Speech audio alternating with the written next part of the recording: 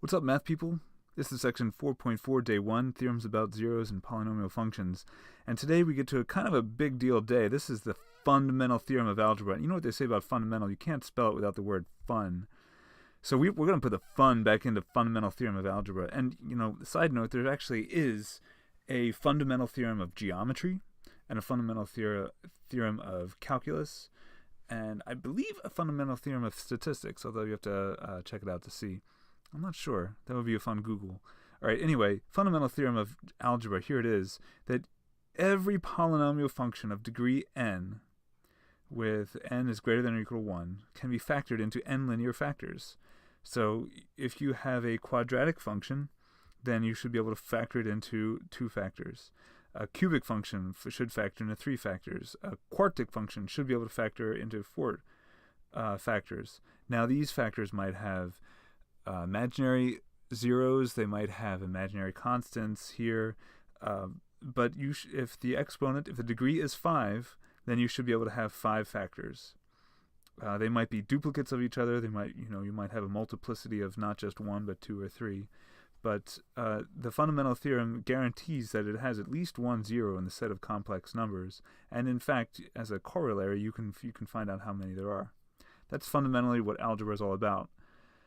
And there it is. So, for example, here, this polynomial will have, because the fundamental theorem of algebra should be able to be factored into 3 different factors, linear factors, x minus something times x minus something times x minus something. And if you have coefficients, now we can have complex coefficients. These are now allowed unless it's stated, like in the problem. You could have a coefficient of 2 plus 4i, which is a complex coefficient.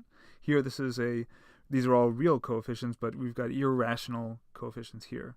And sometimes we have rationals. These are just fractions. And then sometimes you can have integer coefficients here. So most often we're just going to be dealing with integer coefficients, but we possess all the algebra skills and techniques to be able to deal with a complex polynomial, a polynomial with complex coefficients here. And you just have to read the instructions to figure out what it is that we're dealing with. So, find the polynomial function degree 3 having zeros 1, 3i, and negative 3i. Well, if you know the 3 zeros and you know that you're going to have a degree of 3, then you can have these 3 binomials all being multiplied by each other. They're all x minus something, x minus 1, x minus 3i, x minus negative 3i. And so if you want to find the polynomial function, then you have to FOIL them all out and eventually get down to here, the polynomial with no parentheses.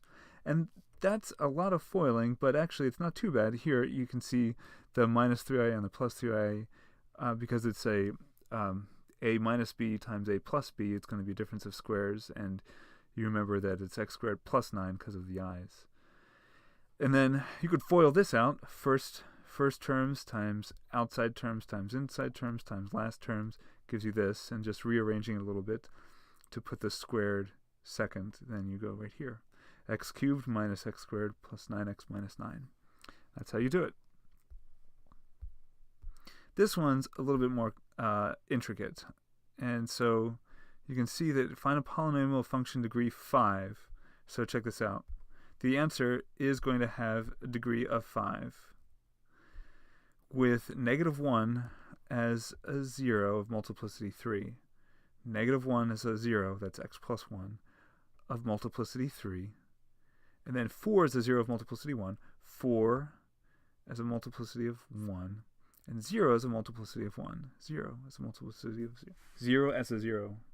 That's tricky wording, but that's what it means right here. You can simplify this down to just times x, which is what I do right here. This all goes down to x. And if you remember the formula for foiling this out, you actually don't. If you have it memorized, then you can just go straight from here to here.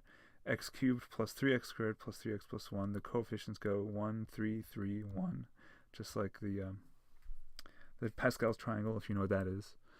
And then we've got the descending coefficients, 3, 2, and invisible 1, and then nothing.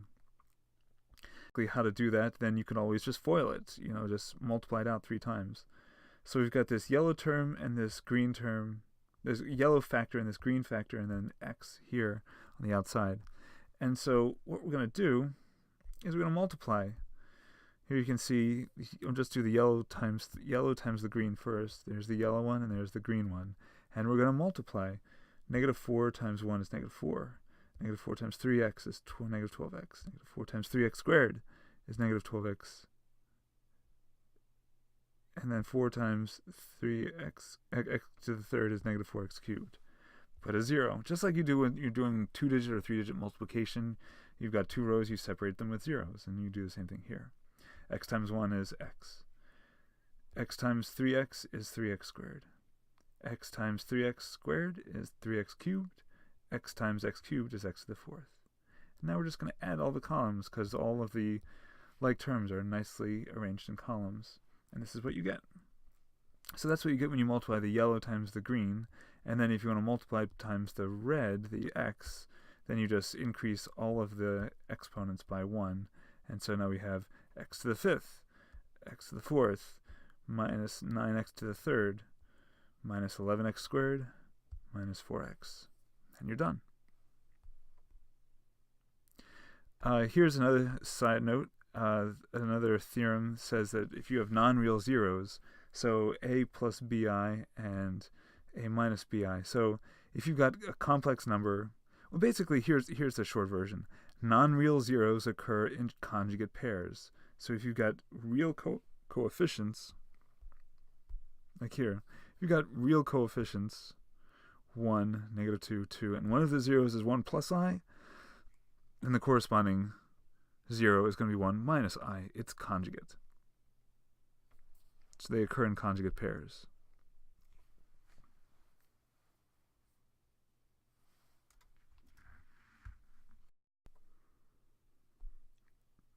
And just as an audio check, I want to let you know that I've been to Seoul, South Korea. The capital of South Korea is Seoul.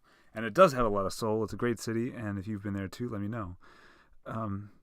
Very similar to non-real zeros, you can have irrational zeros. So if you have like square roots, then they occur in pairs.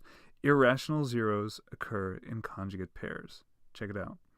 So if you have 1 minus square root of 3 as one of the zeros, then you can say that 1 plus the square root of 3 is also going to be another one of the zeros.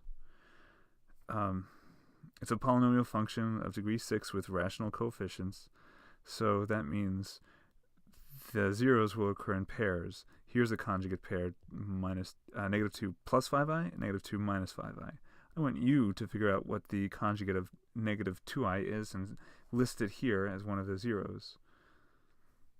And then once you do that, you can say here, in exercise 4, you have to find a polynomial function of the lowest degree with rational coefficients that has negative square root of 3 and 1 plus 2i as two of its zeros.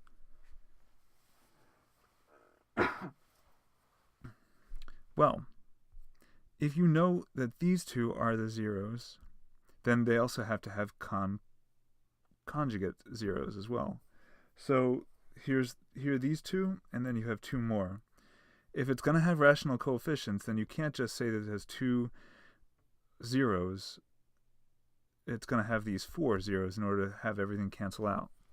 So the red and green are going to be conjugate pair factors here, and the blue and the yellow are going to be conjugate pair factors here. You can see it's x minus this, and then x minus its conjugate. That's how you set it up. Setting up is the first part. It's the easier part, I think. The harder part is actually foiling and multiplying everything out. Check it out. You remember that a plus b times a minus b is going to be a squared minus b squared, so the red and the green combine to this one. And then the book does something kind of interesting. It regroups these terms so that you have another a. This whole thing is an a minus b, and then an a plus b. It's a shortcut, and if you wanted to, you don't have to take this shortcut. You could, for example, do the longer option and multiply these three things out. You know, like polynomial multiplication, it would be I times 1, I times x, negative 1 times negative I, negative 1 times negative 1, negative 1 times x, and then x times negative I, x times 1, x times x. And you'd have 3 rows with zeros, and you'd have to add them all up. But I think the book does a really interesting job of giving you a little bit of a shortcut here. You can see that it regroups it so that you have basically a giant A minus B and a giant A plus B. So you have A minus B times A plus B, which is just A squared minus B squared.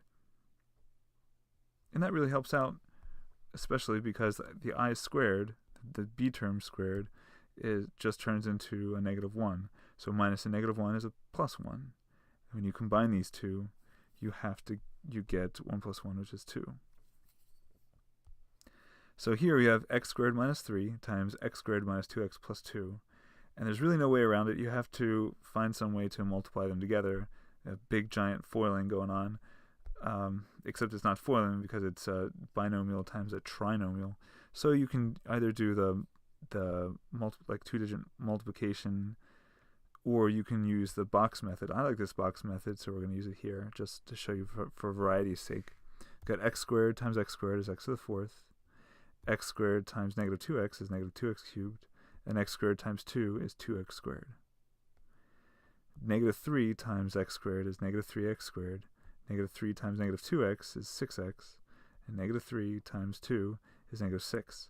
The only terms that you can combine are these like terms 2x squared and -3x squared. All the others are not like terms, so you can't combine them. Anyway, the two blue terms combine 2x squared plus -3x squared is 1x squared, which is right here, and all the other terms are rewritten in descending order. And that's how you do it. Of course, if you didn't want to do it that way, you could have also done it you could set it up like this and multiply out. So that's the assignment. I want you to start assignment 41, copy the problem list and do the first problem, and then I will see you in class.